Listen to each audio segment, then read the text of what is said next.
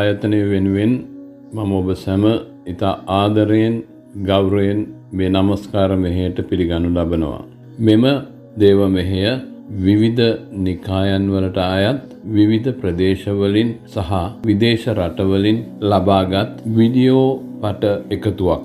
මේ නිසා අප දේව රාජ්‍යයේ සිටින සැමෝම එකට එක් වී ස්වාමින් වහන්සේට නමස්කාර කරන මොහොතක් ඇති වෙනවා. විශේෂයෙන්ම දේව මෙහෙයන්ට සහභාගී වන්නට බැරි මේ කාලෙදී ඔබගේ නමස්කාර කටයුතු කර ගැනීම සඳහා අපි හුදෙක් මේ දේව මෙහෙය සකස් කර ඇති බව කරුණාවෙන් සලකන්න. අපිට පුරුදු නිකායන් වල ශෛලියෙන් පිටත ගිහිල්ලා වෙනත් නිකායන් වල නමස්කාර ශෛලියන්ද මේ වැඩසටහනට එක් වී ඇති නිසා මෙය ඔබට සමහර විට ටිකක් නුහුරු වන්නට පුළුවන්.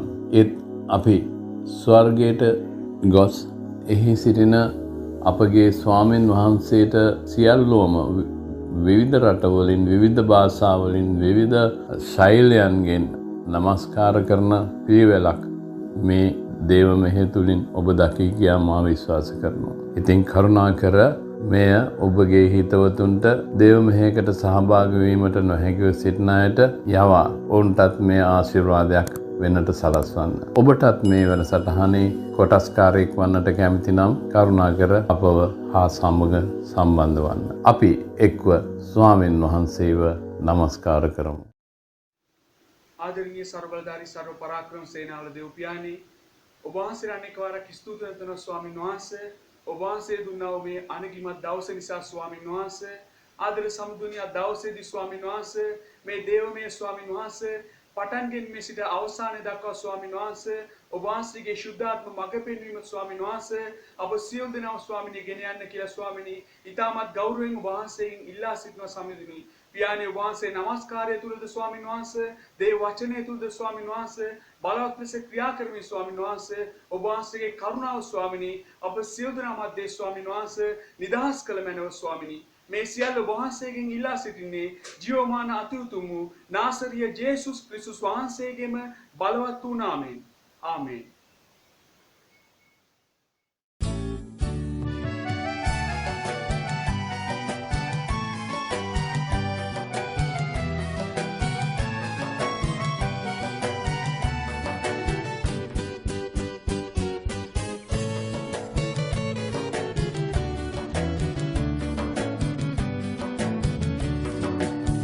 සමිඳුනි ඔබේ පාමුල අභියස සිටින විටදී ලෝකය අමතක වෙනවා. ආත්මෙන් පූර්ණ වෙලා යාඥා කරන විටදී මම සුරලොවේ සිතෙනවා. සමිඳුනි ඔබේ පාමුල අභියස සිටින විටදී ලෝකය අමතක වෙනවා. ආත්මෙන් පූර්ණ වෙලා යාඥා කරන විටදී මම සුරලොවේ සිතෙනවා. වයාල රබන් සුරල් ගයාල ගීත සොඳින් නටලා පසසමු දැන් යේසුස් සමින්දා. පිනවා සවන් සොඳින් දුරලා ශෝක සසුන් පවසයි දෙවිඳු වෙතින් ප්‍රීති වේයල්ලා.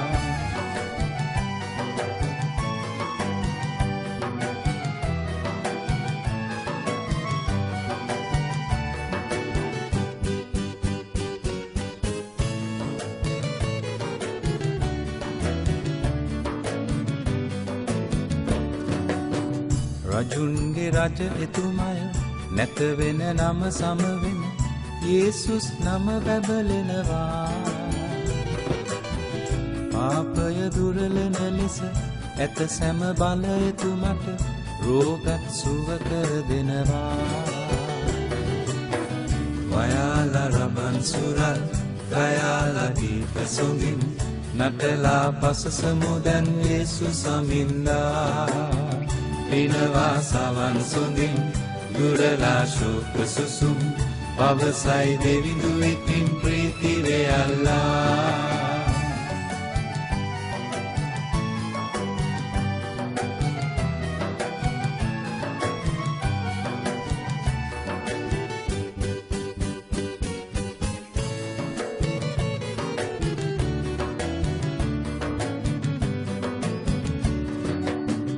යකු බල පළවහරි බීමත් කමදුරුවෙයි ආවොත් යේසුස් වෙතටා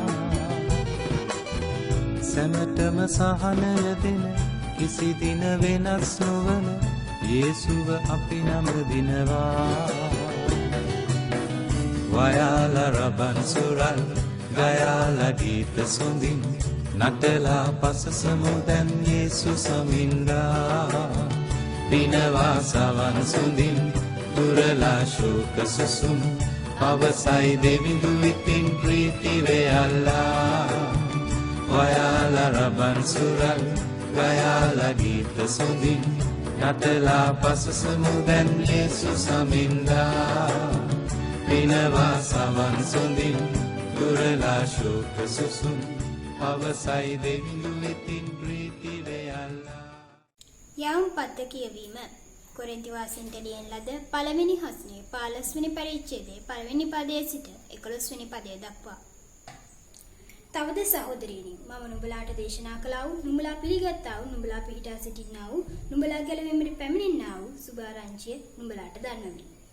මා නුඹලාට ප්‍රකාශ කළ කාරණා නුඹලා අල්ලාගෙන සිටින්නේ නම් කුමන වචන වලින් ඒ නුඹලාට දේශනා කළම්දයි දන්වමි. නැත්තම් නුඹලා නිෂ්ඵල ලෙස අදවන්නේය. ඉතින් මාත් ලබාගත් දේ සියල්ලන්ට පළමුවෙන් නුඹලාට බාර දෙනුමි.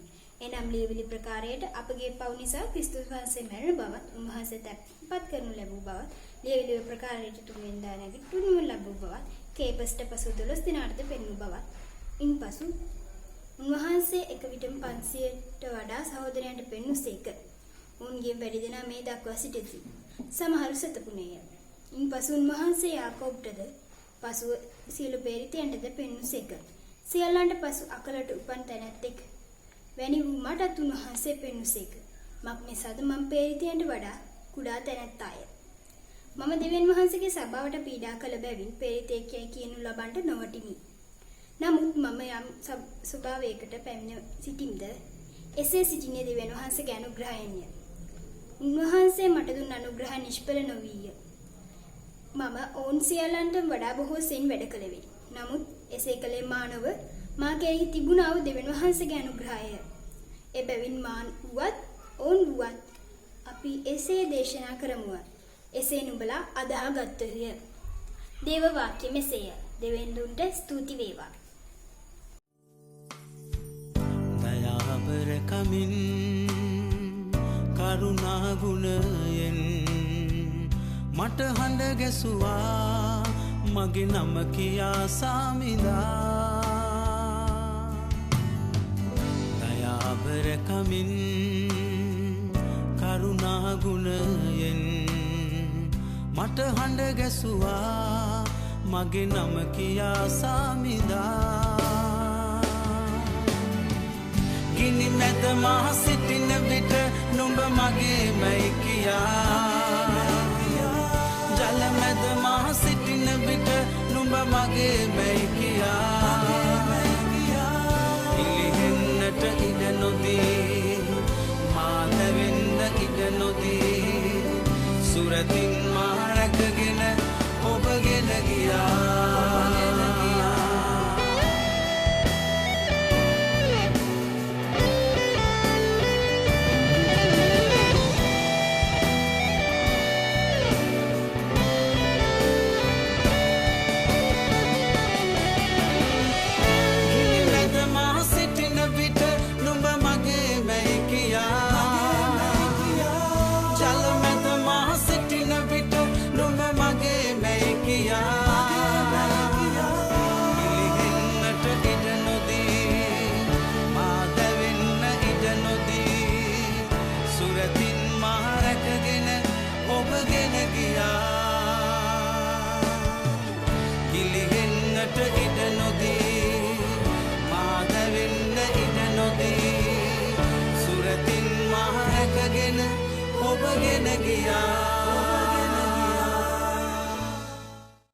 සුභාරංචිය ශුද්ධවර ලූක්තුමා අනුව ලියන ලද සුභාරංචිය 5 වෙනි පරිච්ඡේදයේ 1 වෙනි පදයේ පටන් ප්‍රකාශ වන සුභාසන්නට සවන් දෙන්න.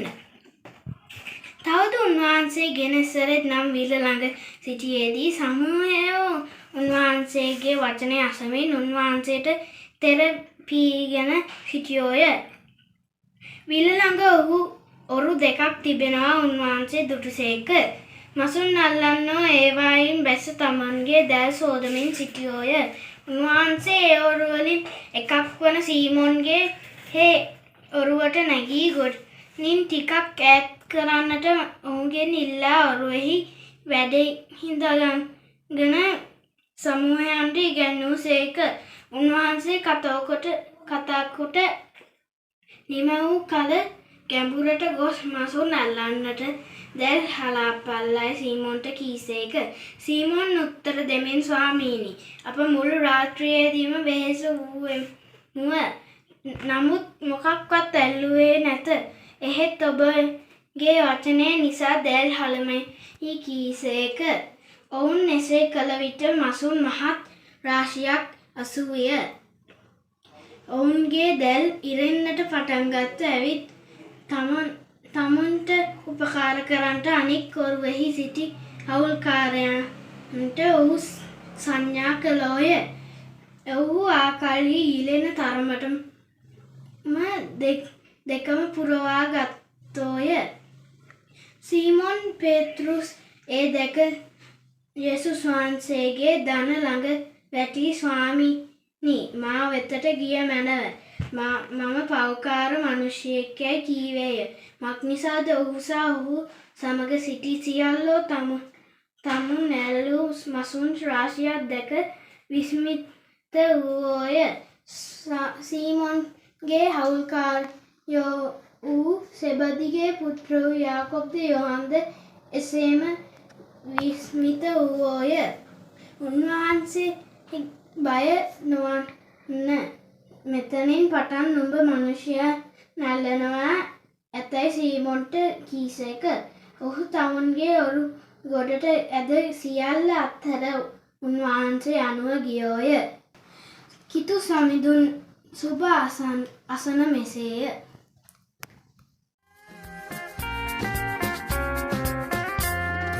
නියම ලෙසින් දහසක් අතරින් අප කැඳවාගත් දෙවිඳුනේ, මහ පුදුම ලෙසින් මහු කුසලේ පටන් අප තෝරාගත් යේසුවේ.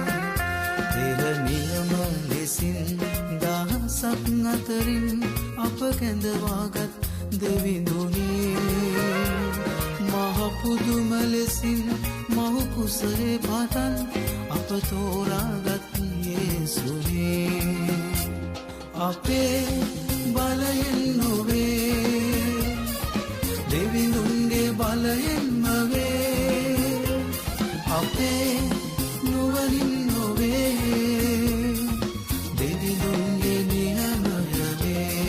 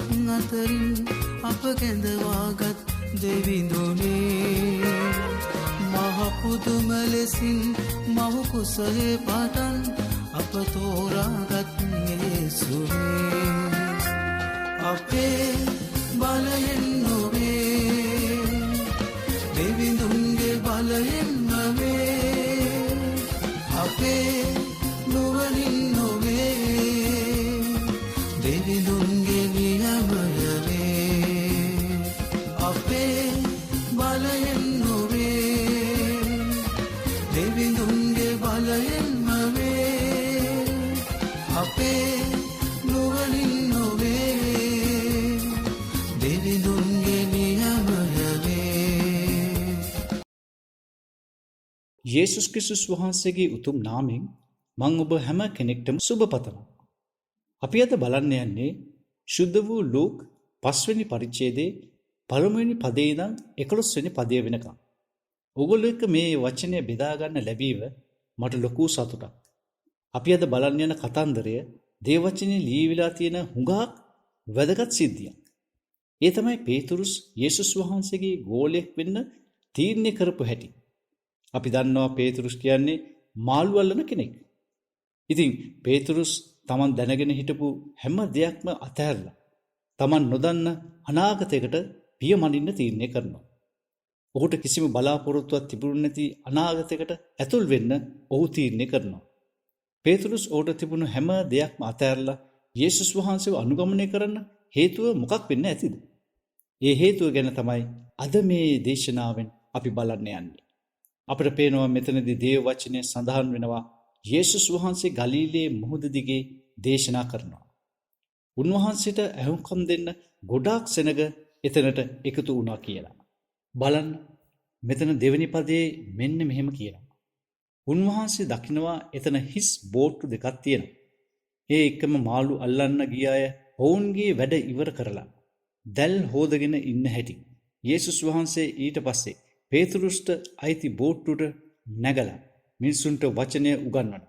ඉතින් වචනය උගන්වලා ඉවර වුණාට පස්සේ යේසුස් වහන්සේ පේතුරුස්ට කතා කරලා කියනවා ආයෙමත් මුහුදේ ගැඹුරට ගිහිල්ලා මාළු අල්ලන්න දැල දාන්න කියලා. මේ පේතුරුස්ට යේසුස් වහන්සේ පේතුරුස් කියලා නම කියන්න ඉස්සෙල්ලා ඔහුගේ නම උනේ සීමොන් කියලයි. ඉතින් යේසුස් වහන්සේ ළඟට උන්වහන්සේගේ දේශනා අහන්න ආපු මිනිසුත් එතන හිටියා. යේසුස් වහන්සේට ඕන උනේ මේ මිනිසුන්ගේ ඇස්වලට ප්‍රායෝගිකව දෙයක් පෙන්වලා ඔවුන්ට වචනය උගන්වන්නයි. මට මෙතනදී වැදගත් කරුණු ටිකක් ඔයගොල්ලන්ට කියලා දෙන්න ඕනි. බලන්න යේසුස් වහන්සේ මෙතනදී උන්වහන්සේගේ වචනය මිනිසුන්ට උගන්වන්න, උන්වහන්සේගේ බලය මිනිසුන්ට පෙන්වන්න සිනගෝගයේ දේවමාලිගාව තෝරගත්තේ නැහැ. යේසුස් වහන්සේ මෙතනදී දේව වචනය දේශනා කරන තෝරාගත්තේ නිකම්ම හිස් බෝට්ටුවක්. එතන හිටපු මාළු අල්ලන මිනිස්සු පාවිච්චි කරන දෙයක්ම තමයි යේසුස් වහන්සේ තෝරාගත්තේ. මෙතනදී යේසුස් වහන්සේ අපට කියලා දෙන්න වැදගත්ම කාරණාවක් තමයි උන්වහන්සේගේ සුභාරංචිය මිනිසුන්ට කියන්න දේවස්ථානයක්, දේව ගැතිවරුන්, නායකයන් වගේම සාමාන්‍ය මිනිසුන්වත් පාවිච්චි කරනවා කියලා. අපි දන්නවා උන්වහන්සේගේ ගෝලයන්ගෙන් හුඟක් දෙනෙක්ම මාළු අල්ලන සාමාන්‍ය මිනිස්සු.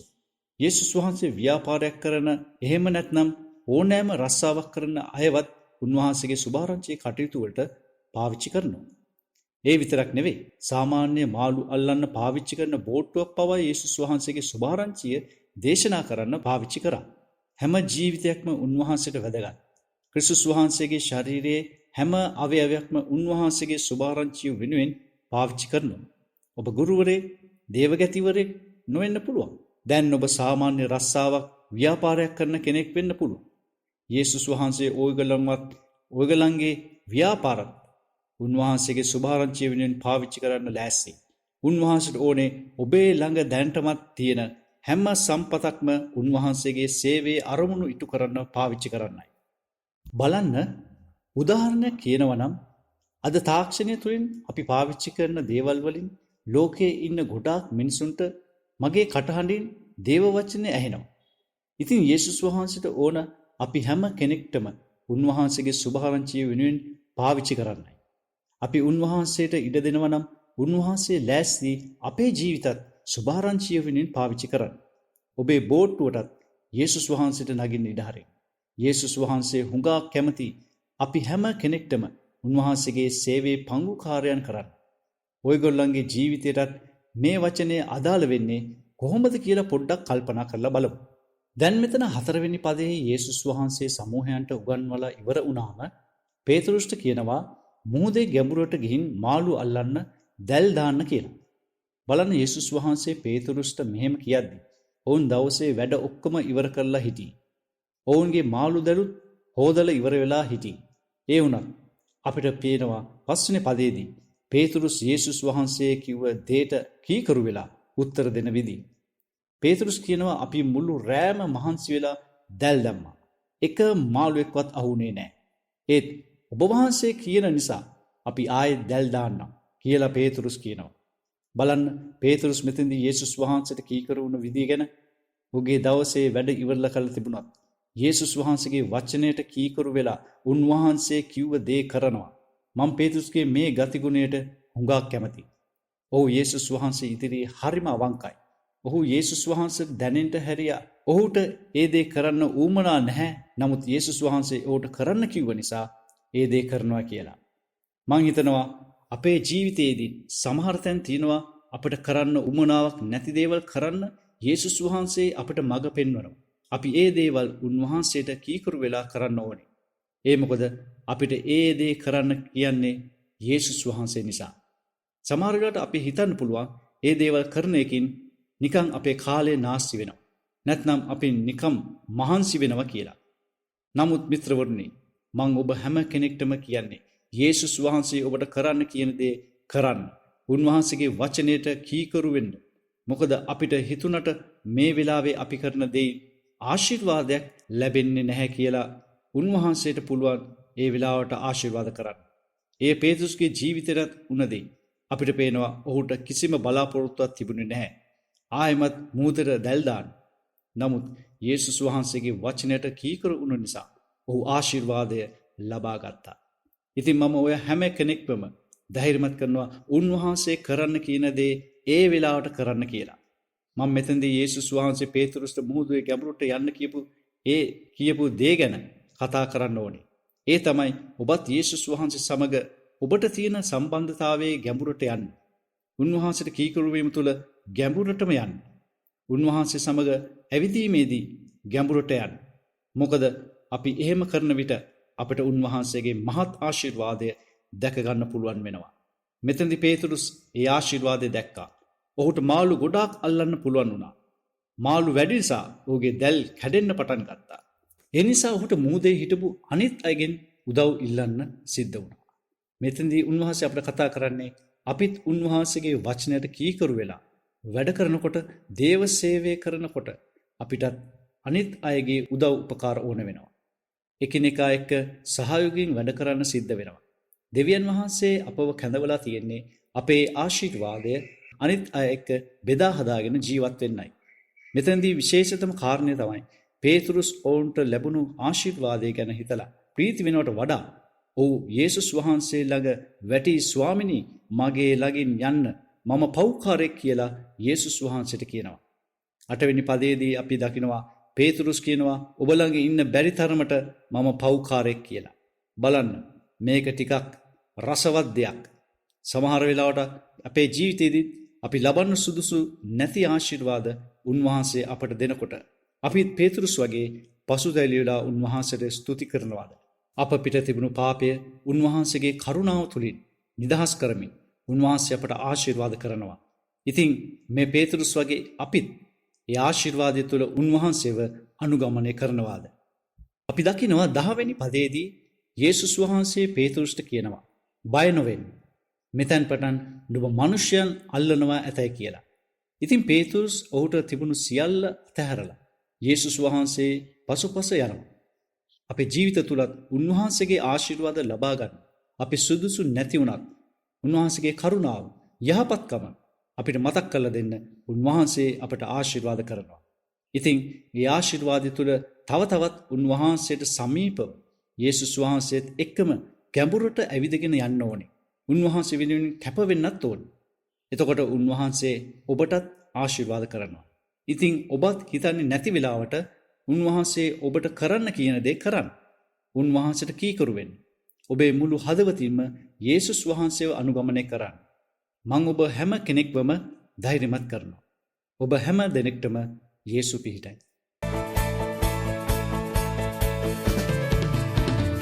මගේ ගෘහය ඔබගේ සැලැස්ම වන්නට මා මෙහෙ කරනා තැන ඔබගේ සැලැස්ම වන්නට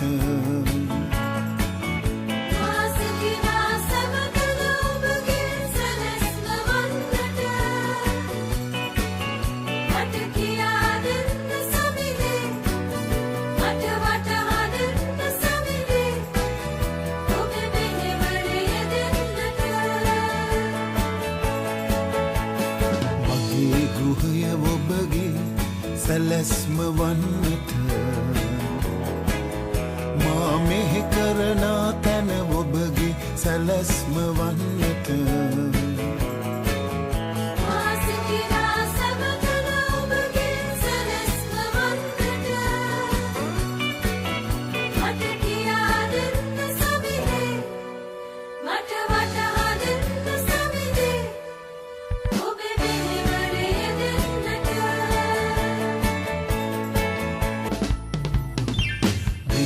ගන්න අඳුරේ මුලාවු සැමගෙන බෙදාගන්න සුපුවත යොෂුවා විලසන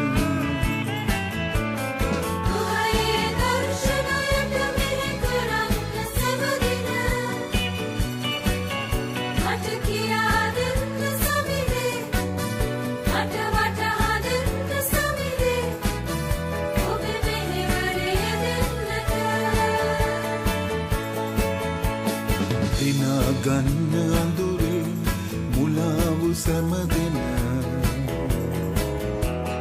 බෙදාගන්න සුපුවත යොෂුවා විලසින